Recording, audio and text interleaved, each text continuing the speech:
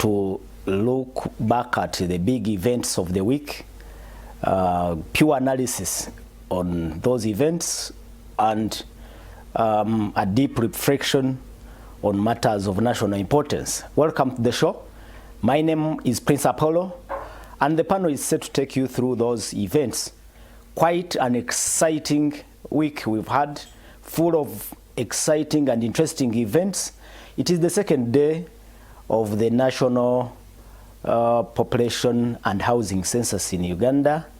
We'll be looking at the first day experience, which we had yesterday, full of mixed emotions. Some people excited, others disappointed, especially with reports pointing to malfunctioning devices being used by enumerators in this particular exercise, but also others very excited to be part of this big exercise that will take 10 days as government collects critical data that will inform planning and policy decisions. We'll be critically looking at how the data collected impact decision making and policy formulation in this country. But of course, other stories we'll be looking at, several others, especially the meeting between representatives from the business community with His Excellency the President. After that, 2-week-long standoff between traders and the Uganda Revenue Authority on matters of taxes. And of course, there have been other big stories coming out, the sanctions on top government officials.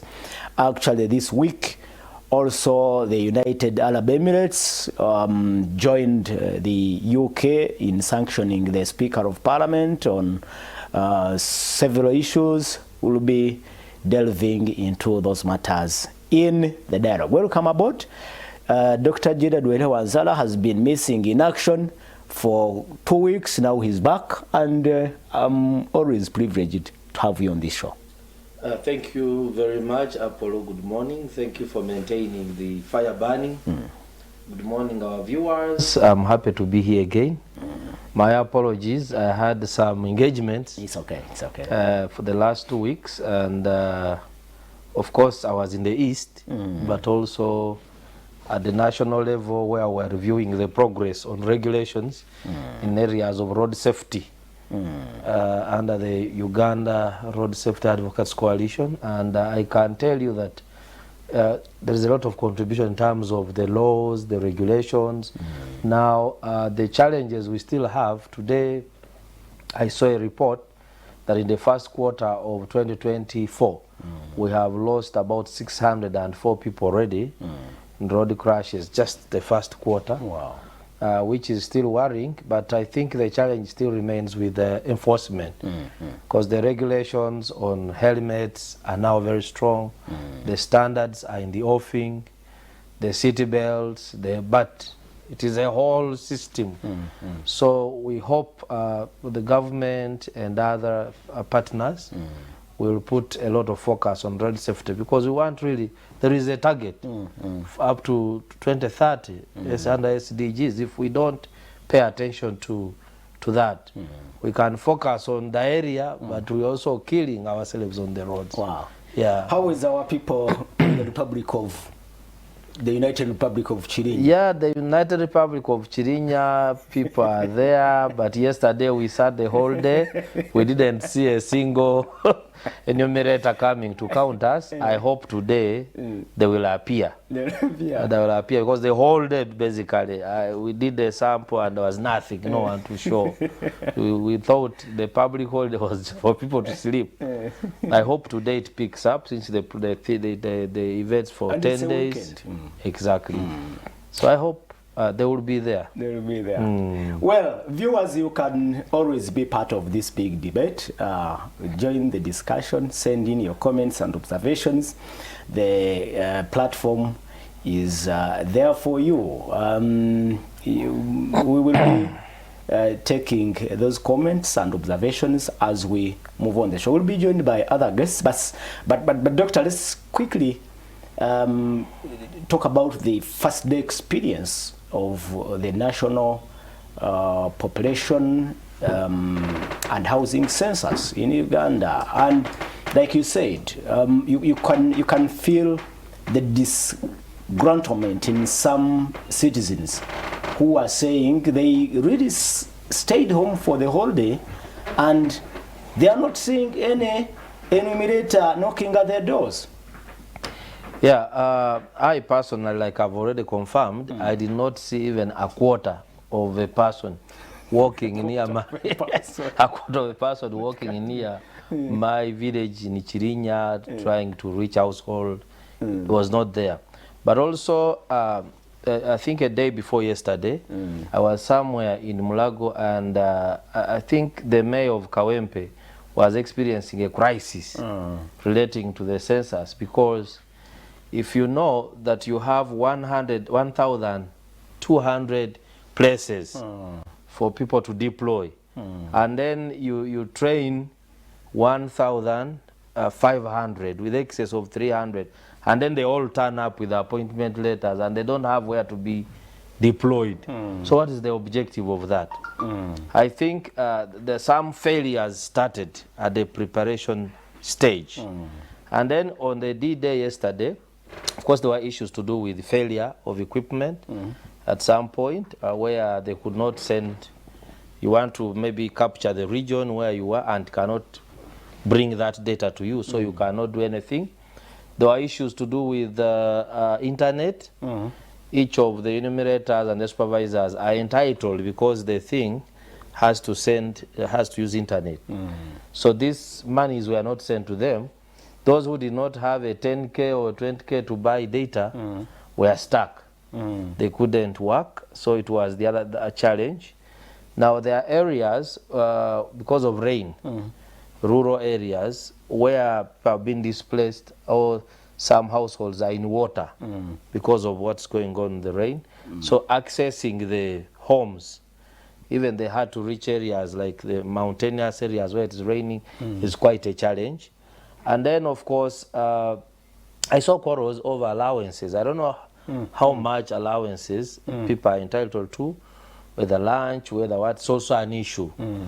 But since the process is for 10 days, I hope this can be rectified, because it is illogical to think that we are going to stay home every day. We don't see people daily and for 10 days. No. So that will be a challenge. It can't be. As I speak, they might be home maybe. So that's why we have to be serious and improve. Exactly. Thank you so much. But then the last one is that in countries that, of course, we are at a very, very, we are still growing. But in areas where they're able to capture death when someone dies, they're able to capture, like say China, birth, and then the trade data is easily traceable. There can be no need for this census. By the way, there are some countries that are not practicing it because it is outdated. But ours, basically, we still have a lot of rural community people. Like if you went to Denmark, for instance, do you need to carry households on who sleeps in a mud and water house and who is in a permanent house? But of course, they have birth, demographics. death, exactly. But they capture real data. When you are born, you are given a number, and then when you die, they know you have died, and there's a death certificate, and you are erased in the system. So it is easier to progressively capture this data and analyze it, instead of having a single event which is mad with a lot of issues. All right, and well, it's my pleasure now to introduce to you Charity Ahimbisiwe, and she has been away for a while. Charity Ahimbisiwe is a human rights activist, but also the executive director for Uganda Electoral Laws Institute. Happy to have you back again. Thank you very much, Apollo. A very good morning to our viewers, and excited to be here. Despite the flu, the cough, I'm happy to be home. Your first day experience with the National Population and Housing Census, how did it go? But I think what Werike has said is true. that one, we waited for them the whole day and they didn't show up. Most of them in our villages were not there. Should we all expect them to count us on the first day, really? You know, I actually had thought that the reason they announced a public holiday was that for those who work, the employed would be counted on the first day. Of course, and the floating populations would be counted that night. On the night. The census night, because that is what they assumed they were going to do. But even the floating populations were not counted as such. Really? There are many floating populations that did not get an enumerator that night. Now, I don't know how they are going to do that now to capture the floating population. The night roadblocks will continue, hopefully. I hope they actually take them away, because we can't continue to live at hostage like this for the next 10 days. No, I actually hope they take away those roadblocks. And now I wonder how they are going to capture that data of the floating population of the 9th. Or they will ask, because you see, this census is based on goodwill. A lot of goodwill. That every question I'll ask a citizen, the citizen is going to give me the correct answer. In honesty. For which you know that we have integrity issues as a country. As a whole, as citizens, as ordinary people, we have integrity issues. So the integrity of the data is already in question. Yes. So once there is integrity of the data in question, and then the collection of the data is also in question, then I don't know what kind of data we're going to end up with. But the only thing is that UBOS for a long time has been doing 5-year projections based on the last census that we had. So we have 5-year projections that happened even up to now where we are. And they could work within the estimates of those 5 years projections. But would that be accurate data? That's what the is question. going to be their margin of error? And what should we expect out of this data? You know, this data even has some new questions. Like, are you covered by insurance? Imagine that in my ward and Wato, I don't have food, I don't have, but they're asking you that, are you covered by insurance? And you say no. But they already have the answer. So why are you even bothering us in the first place? We have insurance.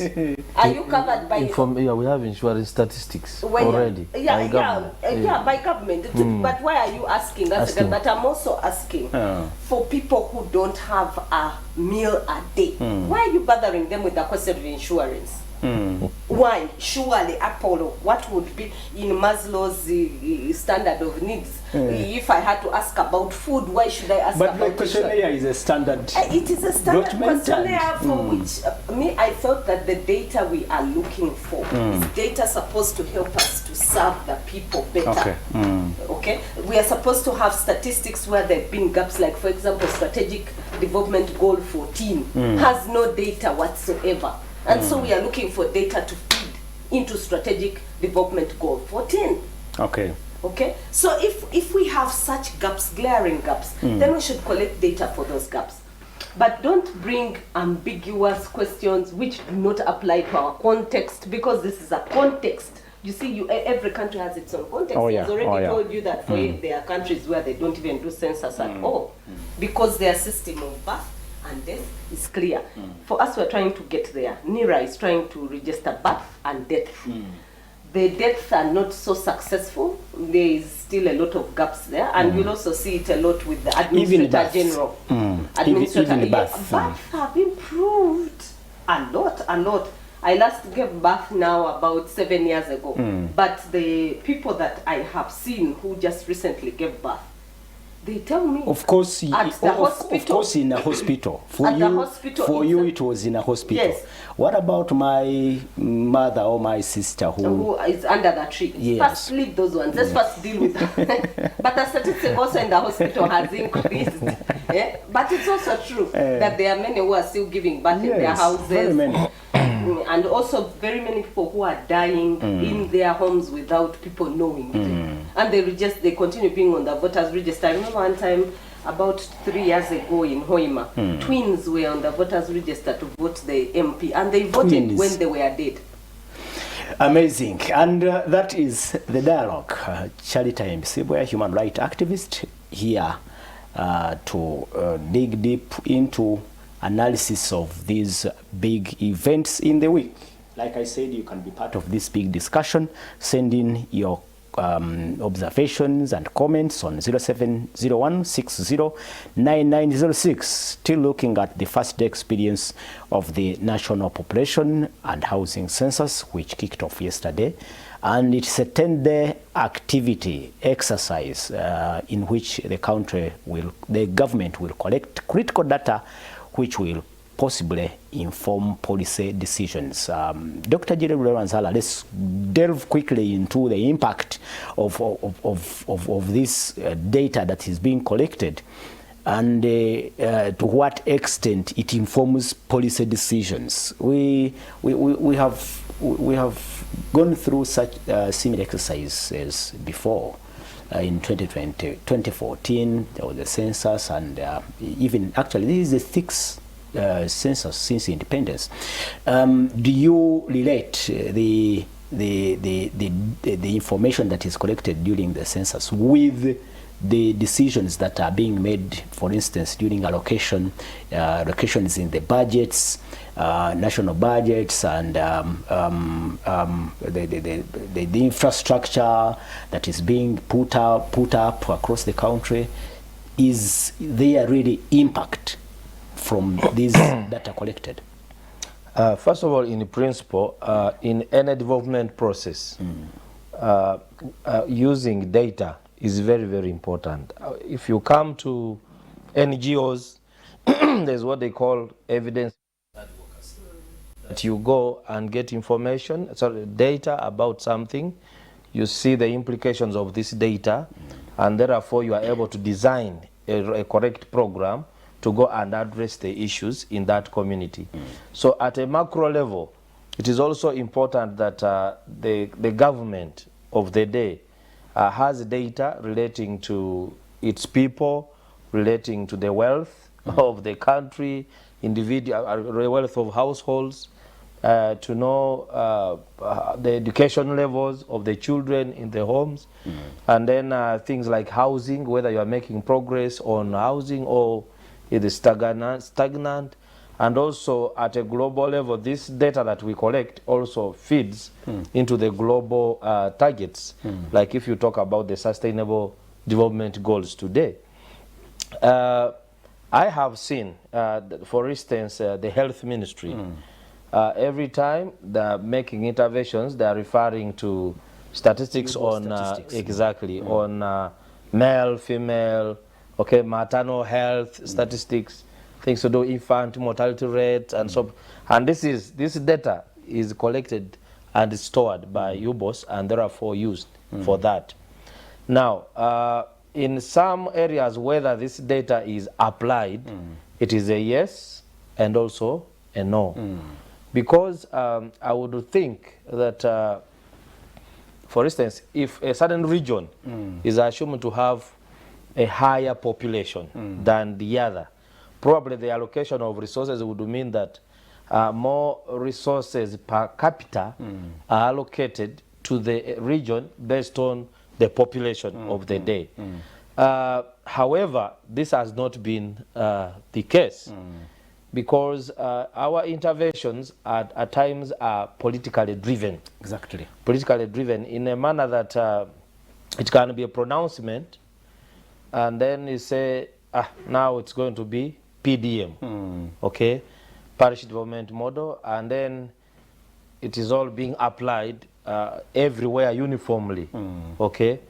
But then you will find a leader like the chairperson, or is called Odo Itahewa of Ushenyi, who came and said, at the exception of PDM, and says, no, this PDM is not a good program for my district because it is targeting people who are out of the money economy, and my district, Ushenyi, has graduated.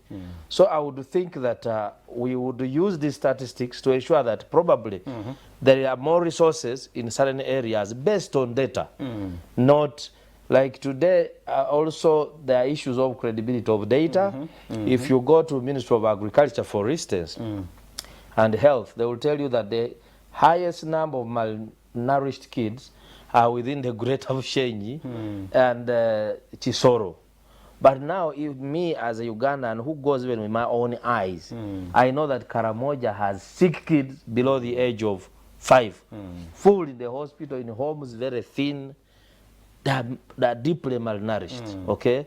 You'll go and get statistics from maybe that on people who die because of hunger. You find out in Karamoja, maybe about 600 or 1,000 people have died because of famine in a year. So for me, that one brings the credibility of the statistics in question.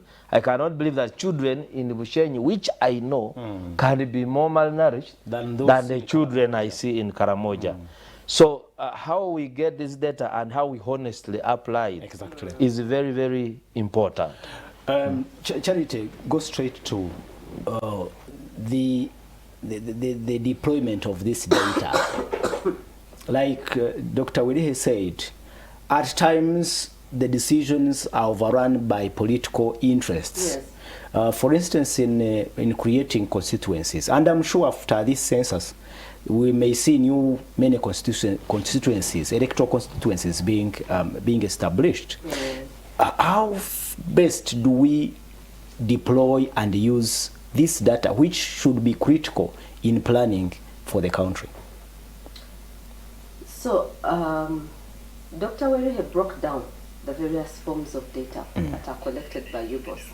So how do we critically use this data? Let's look at the type of homeowners. You know, government already has a program running called PDM. It is run on the presumption that 39% of the population has to be brought into the money economy. Okay? That most of the people are not into the money economy. We just have a certain percentage of people who are into the money economy. And the percentage which remains outside the money economy, according to government, is 39%. Whether this percentage is true or not would correlate with the UBOS data that is being collected right now. Because for me, I think that 39% is actually an understatement of the poverty levels in Uganda. But we cannot prove that fact until when the UBOS data comes out to speak to those areas. Now, when we talk about household owners, we are trying to ask the question, in Uganda, how many households have, for example, a Makerere University graduate as the head of the household? And then you give us a statistic. Right now we have statistics, yes, but gambling statistics, which are based on projections of a census that was carried out more than 15 years ago. Now we have an opportunity now to be able to give accurate statistics of how many households are led by a university degree holder, or how many households are led by a master's degree holder. We are doing something with that. We are trying to look at, if a household is led by a degree holder, how different is it when it is led by a peasant? Okay, we can be able now to do those comparatives, and then we are also able to know that, okay, our efforts need to go into the area of the peasants more than the educated ones. Now, should we, for example, know that the population of Uganda is 80% educated, because we know the 80% of agriculture, that 80% depend on agriculture? Isn't it a thing we sing always, always? That came out of UBOS. That we say 80% of our population depends on agriculture. Is it still the same today in 2023? So that's how critical the information that is being collected today. So the data should be able to tell us to inform planning. That maybe 20% of Ugandans are into trade. So we know, okay, 15% of Ugandans are into tourism, or they are into this. So we know where we are putting our efforts to improve processes that are tangible for the citizen. But until we have accurate data, what we're going to do is to continue to chase wild goose chase. That one which the judges like saying that swimming or a fishing expedition. You always hear them talk about a fishing expedition. Because on a fishing expedition, you don't know which kind of fish you're going to catch. So the integrity of the data is a big thing. It is already compromised from what we saw from yesterday. And I don't know if it can be rectified in the next 10 days. Because if there was a malfunction or there were technical glitches, and which UBOS actually acknowledged in a press statement last evening, UBOS acknowledged that there were technical glitches, which they hope to resolve in the next few days. But they went to State House and briefed the president that, you know, our questionnaire is very good. It captures households with the tiles, households with the mabati, households with wattle and Mato. So they told the president, and now you're going to have your perfect statistic. That is what the executive director said. I wish to task you, boss, to actually do their duty as they've always done it, but to try and purge the gaps. Okay. Remember, the floating population, I talked about it, it must have increased. The floating population is that one in markets. We want to know how many people are in markets and why are they there and what quality of people are in markets. So, Charity, you're saying before we talk about how the information collected is used, yes, we should also think about the integrity, yes, probe and question the integrity, yes, of the data that is being collected, yes, right now. It's my pleasure now to introduce to you viewers Honorable Stephen Mugore. Stephen Mugore is a member of Parliament for Kabweri County, and he's a staunch Pan-Africanist, but also a trade unionist. Happy to have you on the show always. Thank you. I'm happy I'm here again after a while. I want to thank you. Hope you are already counted. Not yet. By telepathy, he has been counted. I'm happy I'm here again. I want to greet all of you. Yeah. My fellow panelists. I found Madam here doing a good trajectory into the data issue. I want to greet my people of Kabweri County and thank them for hosting me. I've been in the county last week in all corners. I want to thank you. Okay. Honorable, we are speaking about the impact of the data that is collected, for instance, during this census period, and how it is deployed to inform policy decisions that are made by government. But like you had, Charity says that before we look at how the data is used or employed, we should also first interrogate the integrity, especially with these claims that the gadgets were malfunctioning and the enumerators actually showed disgruntlement, and possibly they themselves are not well remunerated. What is your take? According to the statement by the executive director, that the numerators will be numerated by by 50,000 shillings a day, which gives it 500,000 shillings, and the supervisor 600,000 shillings in 10 days. I think it is good money. Yeah. The only issue is relating to our economy. Relating to our economy is good money. If you can get 500,000 shillings in 10 days, yet others are working for 100,000 for 30 days, then that would be good money. And the people who were disgruntled, saying they don't have vests for the enumeration activity, I don't want to believe or disbelieve that they had other intentions. But if they had good intentions, and if they knew they were going to earn 500,000 shillings, then why would they go to such escalation of a matter that they are not yet paid?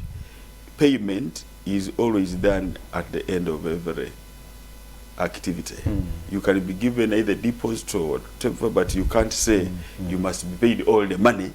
Supposing I pay you all the money, then you don't do the activity. Because a salary and allowance is after you have done some work. And those were pockets. I don't think that everywhere people went into that type of demonstration. On the integrity. From experience, do you find reason to question the integrity of the data that will be collected during this census period? Why I would find some reason is the time taken. the data, yes.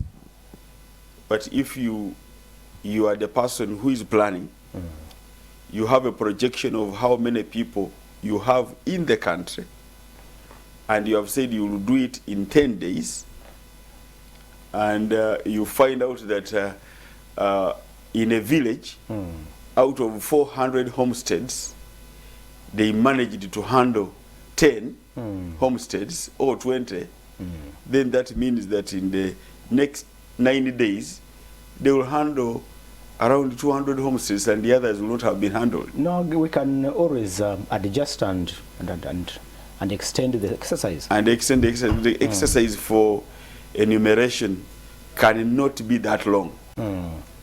That is why there is a census night, and it cannot be that long. Once you make it that long, then it loses meaning. Very many people yesterday didn't go to work because of what they were saying, census, everybody should be found at home. Whereas you are emphasizing that the counting will be done for 10 days, but you have made a Friday 10th almost a public holiday for purposes of counting. Then not even a 10th of the people have been counted. From what you pick from your constituency, yes. What is this the no, progress, in my constituency the progress is okay. Apart from being slow, but we've not had issues of breakdown of machinery. We've not had any demonstration, but this process is very slow. Slow. It's very slow. Because of the tedious the questions. The there questions, are too many. There are too many. Even if we are trying to collect data, which is important. Do you also agree with the Charity that possibly the questions that are on that questionnaire seem irrelevant? For that context, yes. Or out of context? Not all of them. Most of them, because you see, excuse me. what is government trying to find out? It's not only the population of people. True. Not only the population of people.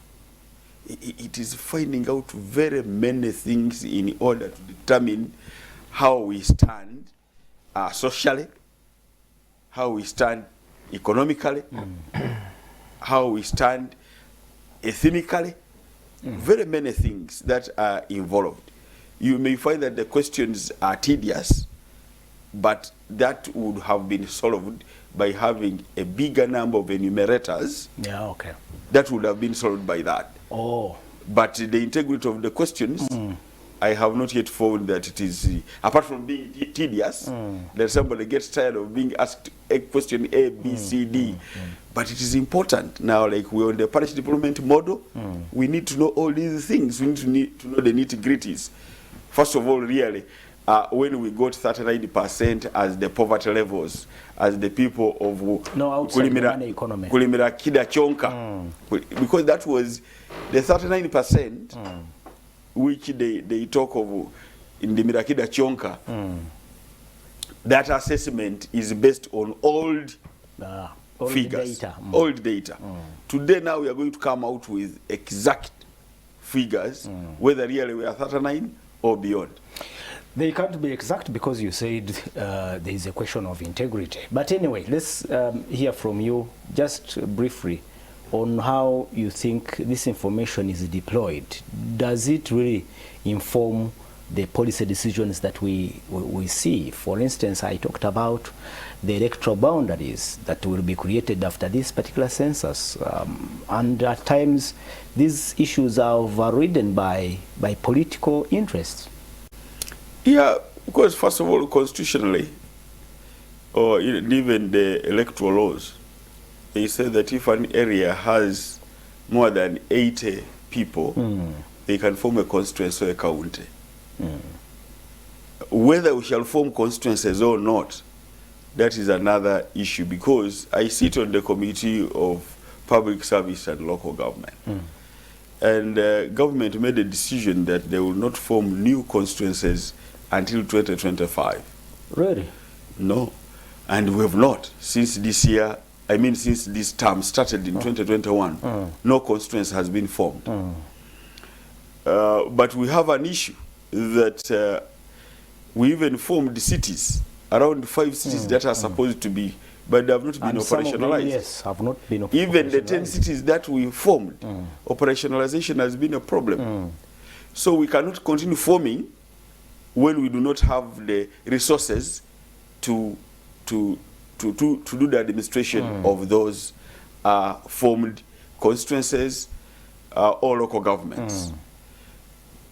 So in that area, whereas we shall have figures that show that in such an area, Populations have grown. grown to this magnitude, but the resource envelope that is available before us as government shall determine whether you form the cities, you form the local governments, and whether you form those other local government units. Because if you formed them just by the basis of only the population, you should also equate it with what resource envelope you have as government But in order to do the Honorable, give administration. us your experience, like in the creation of these new cities and new constituencies. Really, did we consider the population and other determinants, or some of them were just political? In most cases, you have to consider the population. Sure. But there, without even the population, there are other determinants, like the development of the area. But you can't run away from the politics also about it. You said it. Dr. Jared Wanzara talk about it. Do we deploy this data appropriately and effectively, or politics at times override the reason? I think I've talked about it. If you go to say Ministry of Health, you'll find a serious usage of data. If it comes to things to do with maybe security, they will tell you this place has so many people, and therefore we need the number of police stations in this place. But also there are areas where I told you data is not deployed very well. Like if you deceive me that the example I gave, that the most malnourished children are in Bushenyi, and yet when I go to Karamoja, people are just fighting for access to food, then I would question. I would question, because if I don't have food, at least has some food, then I'm more nourished. In respect to nutrition, it shows that actually I will be more malnourished because when the food I'm eating is not enough. Okay, so if it comes to that, sometimes I question. And also the other areas, I wouldn't want to go political, but me, what I think government should genuinely apply this data to inform planning, Exactly. decision making. Charity, you in your first submission, you did not address yourself to this issue of how this data is used, and good enough you have been in the circles of electoral democracy, and actually you still are. Do you see the data being effectively deployed in decisions, for instance, creating constituencies and allocating resources or budgets to some areas of priority? I think from a civil society perspective, we've been very clear to government. We told them, do not create new constituencies. And the reason we told government not to create new constituencies was budgetary. Yeah. Secondly, also the question of population, it cannot be 80 people. I think it is 80,000. Yeah, 80,000. Yeah, I said 80,000. You actually said 80. Oh, no. I meant 80,000. It's 80,000. 80,000. Now, even 80,000, in the estimation, it should be within the fall of the population within that area. As civil society, we believe that the number of constituencies we have, the number of municipalities we have, the number of cities we have, those all translate to the number of electable positions. So we already have positions that are being elected which are almost coming to 1 million. That's a big number of people being elected. Each of these people is paid using taxpayers' money. would that money have gone into other activities which would benefit the population? We believe yes, it would. If you continue to grow the cities, municipalities, and positions for elections, it means we will be spending more money on maintaining those administrative units, other than taking Not that on money. service delivery. Yeah, I'll give you a very clear example. The Ministry of Health has asked for a budget of 829 billion. 829 billion. Do you know how much Parliament allocated to it? That is 8.9 trillion. No, 829 Billion. billion, not trillion. Billion is what they asked for as a budget to run the Ministry of Health and the health units and Uganda's health system. Do you know how much Parliament has allocated to the Ministry of Health within this budget that is coming? 89 billion. They asked- 10%. Yes, they A asked. patry. They asked for 829 billion. They got 89 billion. You do the mathematics. 10%. And do you know what is causing that? Because of huge administrative units, because of huge a bloated cabinet. The Constitution talks about 21 cabinet members. And there's a reason why it was put like that in the 1995 Constitution. And that's why we have been saying, you know, if the president now thinks that, okay, he wants to appoint more ministers because this is a bigger demand, let's go through a constitutional review process where he informs the constitutional review process that, look, because of reasons X, Y, Z, this constitutional clause should change to fit this demand. Then we go through that process and discuss it as a country. But as it is, because it's a document he ratified, he accepted, then let's move as per the document as it is. So for us, we are not convinced about the increase in number of constituencies for population size, for whatever the reason might be, for political reasons. No, we don't want more administrative units. We don't have that money. We don't have that kind of budget. We are limited on services elsewhere. We still struggle with potholes. In fact, from this census, we wanted to know how many roads have been worked on, how many are still potholed, how many are going to be worked on in the next year. But now already when we are questioning questions of integrity, because look, we had a statistic to do with smartphones. We said 5 million Ugandans have smartphones. Recently, after a breakdown of the data, it was discovered that no, it's not 5 million Ugandans who have smartphones. I'm sure this census One will person capture one person has clearly. 3 smartphones and is being represented as if there were 3 people.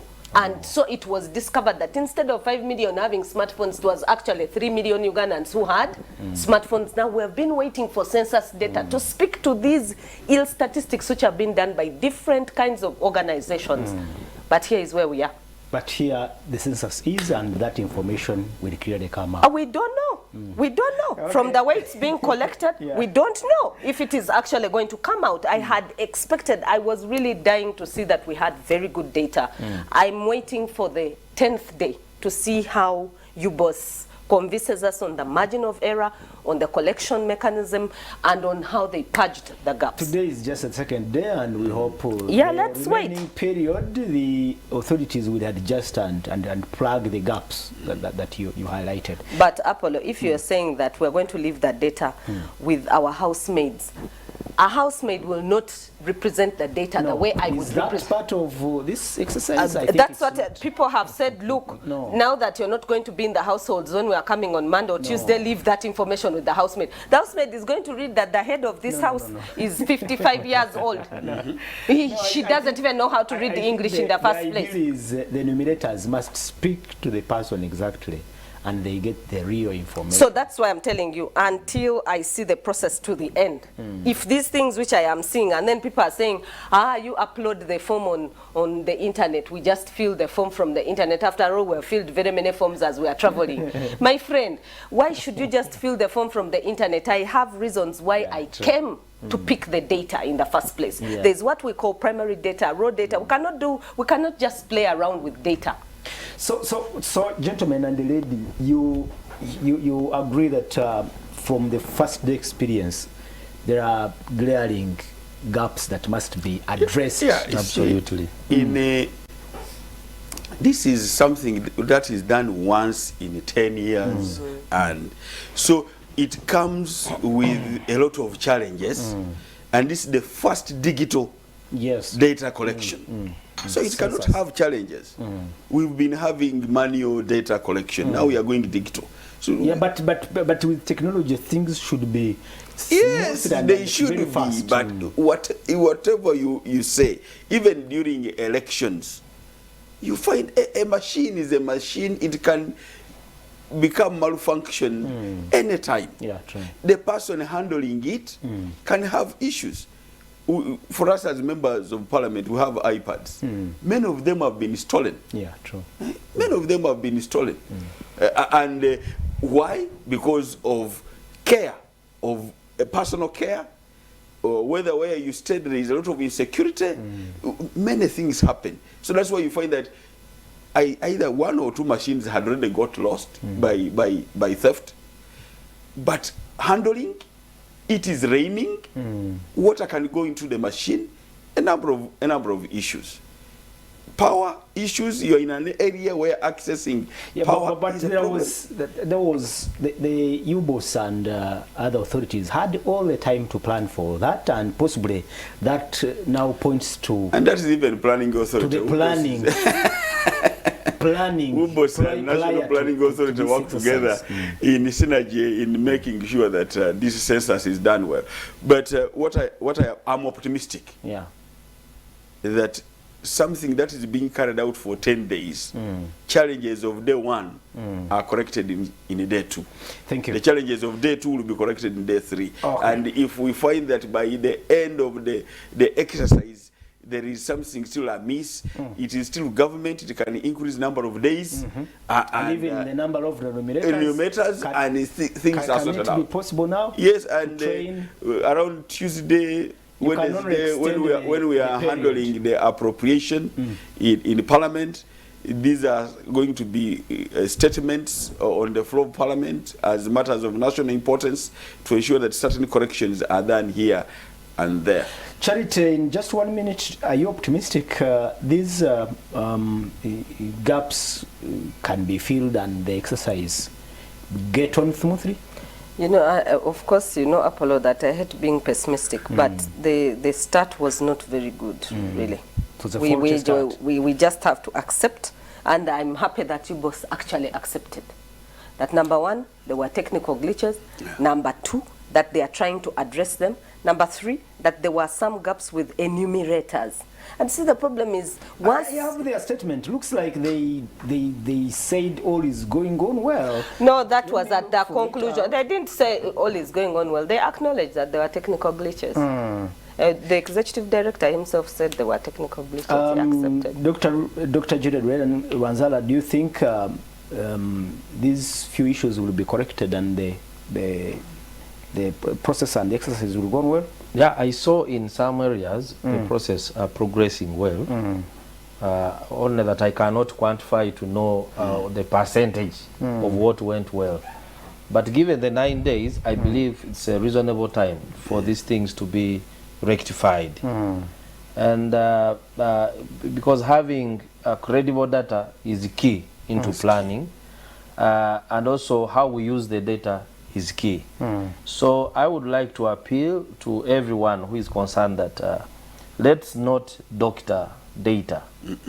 For instance, I have heard when we were growing up, they used to talk about the Itesots being number 2 in terms of population size in Uganda after Baganda. But over time, I think they were relegated to number 4, 5. And yet polygamy is quite rampant in Teso.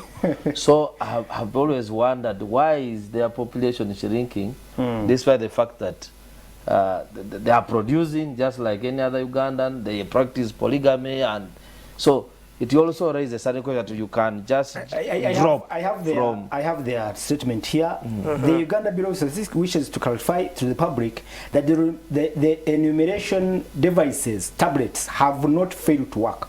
In majority of districts, enumeration started smoothly with 94,000 99 enumerators and supervisors having been assigned roles and responsibilities. Okay, the system. The enumerators who have been assigned responsibilities are executing their assignments without any problem. Let's wind up. I think you've heard I think the statement is clear, but also a little deceitful. Yeah, it leaves a gap. You said those who are, then those who are not. No, continue to read your statement. Okay. The remaining 20,000 enumerators are the ones reporting machine failures, and most of them were wait a minute, and most of them were hired behind the official electronic recruitment system by respective local governments. Management has guided the district census officers and district census commissioners to fasten assigning roles and responsibilities to the affected enumerators to enable them perform the enumeration duties effectively. So but they this said is what they told the president, that the first technologically driven census or digital census aims at generating a total population of Uganda as per census night. What did I tell you? That on census night, they could not even capture all the floating population. But they're telling the president here that their digital census aimed at. They're not telling him that actually it captured.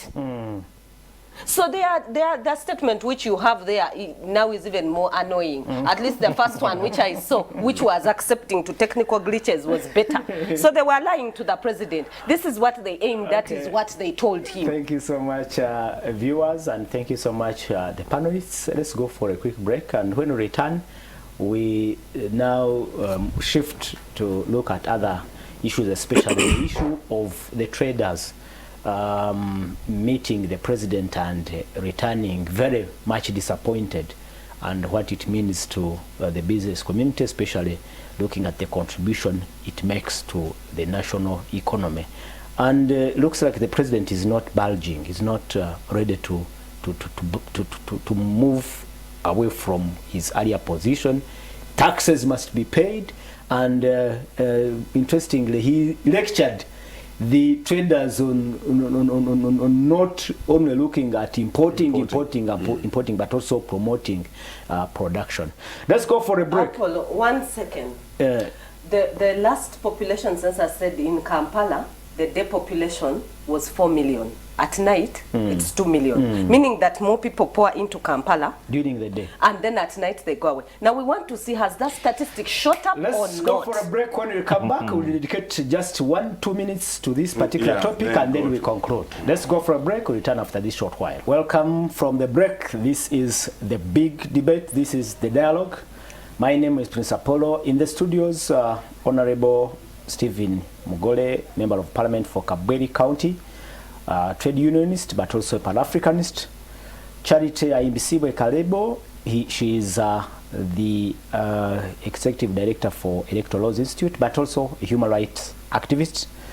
And Dr. Jired Walihe Wanzara is a public policy researcher, looking at the big events which made our week, and more especially the national census, population and housing census, which kicked off yesterday, and looking at the process, how it has started on the first day. The first day experience, like I said in the beginning, shows mixed reactions. Some disgruntled for sitting home for the whole day and not receiving any UBOS official knocking at their doors. Bana Apollo, thanks for the show. The chaos witnessed on the first day of the census was just a culmination of a flawed process. The recruitment of enumerators and supervisors was not based on merit, and most of the people who have been recruited in my sub-county are not even natives. Yet it was one of the requirements by UBOS initially. I strongly believe it would be hard for these enumerators to collect credible data because they don't know these people well. I also side with Madame Charity when she asks if it's really necessary to even ask some irrelevant questions like one concerning insurance, etc. Otherwise, concerning the sanctions, you bring in the sanctions imposed on the speaker. I believe it's okay because Uganda has been plundered and looted for a very long time by her own leaders who live in absolute luxury, while the masses, they wallow in absolute poverty. She should stop hiding behind the homosexuality law whenever she faces challenges and instead carry her cross. Whoever is involved in looting the natural resources and inflicting pain on Ugandans will surely be held accountable one day. This is Caiaphas Masaba from Rwaboba Mbale. Thank you so much. The speaker said she is carrying the cross for us, 46 million Ugandans. We are going to hear from Honorable. I can't comment on your boss. On your boss. No. Robert Nbunga Gabarod, listen gentlemen and the lady. Robert Nbunga Gabarod, is the census still going on? Since yesterday I haven't seen any staff registering, yet I am stationed here at the trading center in my home here. People have not, there are areas where people have not even seen. Let me tell you, in our Chirinya place, just I here, told you, we did not see anyone because we have even a Chirinya group, WhatsApp group. Everyone was saying, "Where are these people?" The whole day. Okay. Let's hope they are coming today. It is the second day, and there are 8 other days remaining. Good morning, Apollo and accomplices. Thanks for the show. Just that they say a bad beginning makes a good ending, okay? Let us give them a chance to change what went wrong in the first place. I am eagerly waiting for them to come over and count me. If they don't come this year, I'll go to court. Those guys over there fear entering some gates. Even during the lockdown, they kept dodging households with gates during distribution of food. In 2014, most houses in fences were not even bothered during census. Yesterday, I moved from Bukasa to Kavule, Jokers, but I didn't see even a quarter of an enumerator moving around.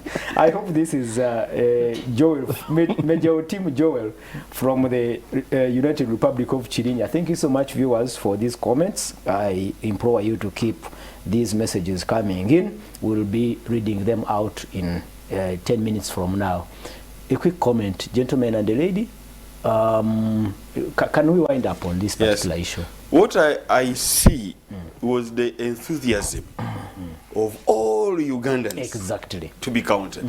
It was dampened. The really want to be counted. Everybody wants to be counted and to give correct information. Won't it be a letdown if you boss mismanages this process? It will be a total letdown if they do, because actually up to tomorrow, people have not yet given up being counted and giving correct data, because now everybody wants to know how he stands in his area of origin, in his business, in his social life. Everybody wants that, and you know, this is something which comes once in 10 years. 10 years. So people are eager. They want this done. Can that be attributed to the massive sensitization that was, conducted before this activity, or people are becoming more patriotic? And actually, I'm amazed that even we don't see people criticizing the process. Even, from different political divides, they are all united, towards this particular activity. Yeah, whereas the electronic media may not have been engaged so heavily, but in churches, in local governments, in cultural institutions, there was sensitization really for this activity. So I think that is one, but also the patriotism is true. Really? And the need for this to happen. That's why the enthusiasm is there so much. Because first of all, it is not political. This is something that is all-encompassing. Everybody knows being counted is not a political issue. It is something that will help the nation. So I think that's why the enthusiasm is there. Charity, talk about the enthusiasm in the population to get counted, to be counted. Even you're not so happy that you stayed home and you didn't see anyone knocking at the gate? There are so many reasons for me not to be excited about what UBOS has done, and and so many reasons why I'm calling them to pull their socks up very fast. One, they had a budget of 350 billion. That is more than the money Mulago was the Ministry of Health was asking for, and has been distributed to them by the Parliament. Parliament has given them 89 billion to run this is one event in 10 years. It is one event in 10 years. And I had expected that I was going to hear and understand everything concerning this census. For example, Apollo. What constitutes the floating population? Apart from just two categories I know. The travelers and the people who sleep either on roadsides and... Who else? Did you know that sex workers are also in the floating population? Okay, give me another category. And because the ordinary people should have known that this is what they refer to as the floating population. But they didn't know. Go and do a street survey and ask people who is the floating population. Then you begin to understand if they understood that or they didn't even understand it. And that's why I'm also telling you that the question of the integrity of that data, when they tell us here that they wanted to see how many people belong to cities during the day and in the evening, in Fort Portal, what was the last statistic? How many people are there during the day? How many people are there during the night? In Fort Portal, how many in Mbale? Because they were doing major cities and they named them Mbale, Fort Portal, Mbarara, Kampala, amongst other cities. The whole idea is to project. Okay. So if we have this number of population that has increased, have the services also increased or decreased? Are we seeing a change in that city, or we are not seeing any change? How then do we cause change to happen? And these people who come during the day, what do? They only come to sell chapati and the chikomando, or they actually come to do trade and the money increases? Or do they come to sell cassava with the beans? That's the information. With what? With the majuta in it. So that is what we are trying to see from this data. Okay. And that is the information that needed to have been reaching the ordinary people. Good. How many ordinary people understood why the importance of the population is there? They just know that, yes, there will be enumerators coming to pick data from us, and that's it. We just give them what we want to give them. If a man, you even saw people on social media telling you if a man has 2 wives, he will say, for me, I slept in the other night. They joked about this. And then also census people came out and said, for us, we shall count the ones who were there on the night, on the census night. And so there will be very many households without fathers, and yet they have fathers. But they are only one. And it is one father, yes, but it's distributed in three homes, and they'll be counted in one home. And then they'll be saying headless fatherhood homes, homes without fathers, and the other 2 will be counted without fathers, and yet their father is there. Okay, Dr. Gerard, Wait, you say Kibwana? He has a home, and they have counted him in only one. Gerard, Dr. Gerard, Major Team Joel even says if they don't count him, he will go to court. Yes, by the way, he's right. Look, I mean, look at the enthusiasm in the population. I think he's right, because it is his right to be counted, that yes. he can add the statistics. But whether he will be counted, it's a different matter. But for me, what was impressive about this is that moving digital.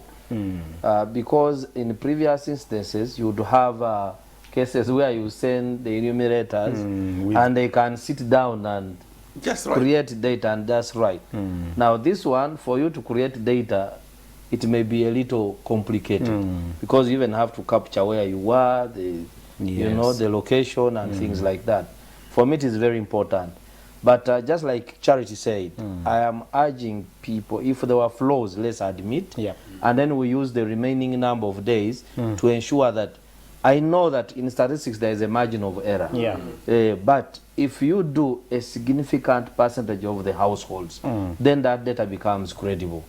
So I appeal to whoever is concerned to ensure that this process, of course there were issues with fighting over these jobs. You know, the country has a problem of jobs, and there were cases like my district, even Kampala here, Kawempe, where they say people are recruited through a process, then along the way others just joined them for training. And then you find that when they join them, the number swells to say like Kawempe to 1,500 people trained, and then the places available are 1,200. So the 300 want to box the officials because they have nowhere to put them. Those are all credibility issues. Yeah, maybe we need to learn from, so in the future they don't reoccur. Okay, thanks for the program. I am Peter Ogwal. Even us in Kalaki district, nothing is going on. Really? This is the second day. Kalaki district is which side of this country? After Soroti. Soroti. After Soroti. Thank you so much, Peter from Kalachi, and we are pleased to know that you are watching.